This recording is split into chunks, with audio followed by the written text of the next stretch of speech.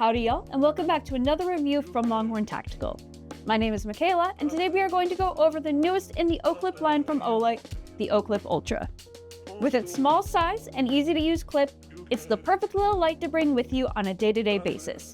While you're here, don't forget to like, subscribe, and hit that bell icon so you can stay in the know with our latest videos. We've got quite a bit to cover, so let's go ahead and jump on in.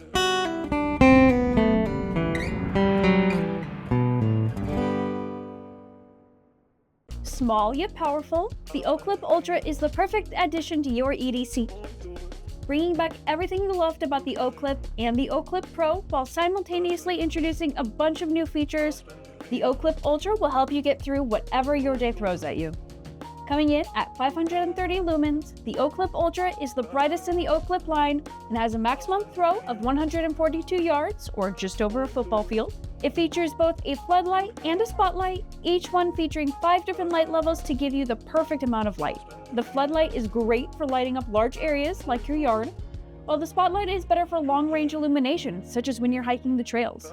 Meanwhile, the new UV light will help you see the unseen, making it great for checking for counterfeit bills, creepy crawlies in a field, or pet stains in your home. As I mentioned earlier, the Oclip Ultra has 5 different light levels for both the floodlight and the spotlight. The floodlight has a turbo mode that maxes out at 530 lumens for a full minute before stepping down to help conserve battery. High maxes out at 300 lumens for 10 minutes before stepping down. Medium will give you 100 lumens for 3.5 hours. Low at 10 lumens for 27 hours. And finally, we have the 1 lumen moonlight mode that will last you 144 hours. The spotlight also has a turbo mode, maxing out at 450 lumens for a minute before stepping down. High, that maxes out at 270 lumens for 10 minutes before stepping down. Medium at 90 lumens for 3.5 hours. Low at 9 lumens for 27 hours.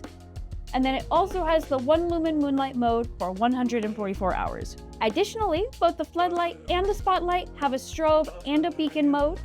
The strobe is going to be great for blinding any would-be attackers, and the beacon is going to be great for alerting others to your position. Additionally, instead of a red light mode, the Oclip Ultra introduces a UV light into the mix. That UV light is going to start out at 800 megawatts before stepping down to 300 megawatts after about 3 minutes, and will completely drain the battery in just over 130 minutes. As we open up the box, we have some documentation, a USB-C charging cable, and then the Oclip Ultra itself. Using it is pretty simple. You just need to press on the power button on the side to turn it on, and then long press to change the light level. You can use the rotary dial to switch between each mode, and when you're ready to turn it off, a short press will do the trick. Turbo can be activated by double pressing the power button, and the strobe can be activated by triple pressing the power button while the light is off, while the beacon can be activated by triple pressing the power button while the light is on. To activate the lockout mode, you'll just need to press the power button down for about 2 seconds while the light is off. To disengage lockout mode, you'll just need to hold it down for another 2 seconds until the light turns back on. If we compare the Oclip Ultra to previous models, it's about the same size as the Oclip Pro, maybe a little bit bigger and a little bit heavier. It still has the signature clip on the back that lets you clip it to just about anything. One thing I've noticed is that the corners are a little sharper on the Oclip Ultra than they are on the previous two. I'm not sure if these are beneficial from a utility point of view, or if it's just to make it look a little more tactical, but I do like the change. On the right side, we have the return of the rotary dial. This thing was a major improvement with the Oclip Pro, and I'm so happy they brought it back with the Oclip Ultra. It made it way easier to change between the different modes than the original Oclip's button. On the other side, we have the USB-C charging port, which has a cover to prevent damage and to keep dust and dirt out. The Oclip Ultra will recharge in an hour and a half, and you can keep an eye on the battery level with the battery indicator located in the center of the power button. The light will be green when the battery is above 60%, orange when the battery is between 30 and 60%, and red when the battery is under 30%. Like its predecessors, the Oclip Ultra comes with a magnetic back, a keychain hole, and its signature attached clip, giving you plenty of ways to carry it. It's also made with O-aluminum, Olight's exclusive aluminum alloy that's as light as regular aluminum, but far tougher, making it scratch and wear resistant.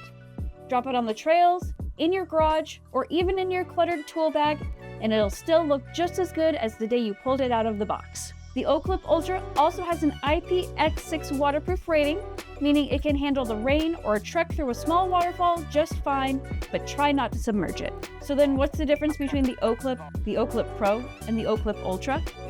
In my opinion, the original Oclip is going to be the weakest option. It doesn't have nearly as bright a beam as the other two and maxes out at 300 lumens with a 76-yard throw. It also lacks the rotary wheel, forcing you to use what some might consider a complicated series of button presses to get to the setting that you want. But on the other hand, it is smaller and lighter than the other two, and it doesn't have nearly as many lighting options. So, if you want something that's simple with a price that won't break the bank, the Oclip is still a great light. The differences between the Oclip Pro and the Oclip Ultra are going to be a little more nitpicky. While the Oclip Ultra does have a brighter beam and a farther throw, it honestly isn't by much, only a 30 lumen and 11-yard difference between the two. While this might matter to hardcore flashlight enthusiasts, the average user probably won't be able to see much of a difference. The biggest change between the Oclip Pro and the Oclip Ultra is going to be the UV light. Whereas the other two Oclip models both had a red light, the Ultra replaced this with a handy UV light.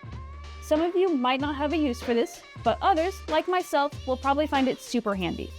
I've got 3 pets, so that UV is going to be great for when I find a weird smell on my bed, or for finding ticks and fleas after taking my dog for a walk.